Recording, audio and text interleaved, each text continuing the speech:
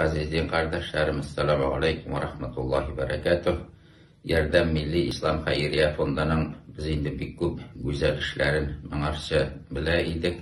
Mine april başından şu fond kavat, big motor, iyilikli işe tutundu.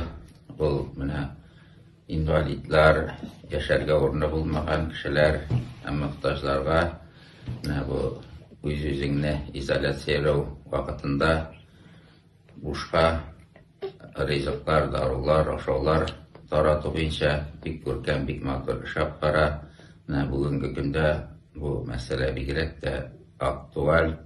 İndi bütün kişi de Kazan'a varıp, andi kişilerine yardım deyit almay. Şuna göre mümkünlüğü bulgan her kim şu aksiyaya koşulup, şu fond kişilerine yüzünün içinden giden kadar yardım etse de bir gıybet bular idi.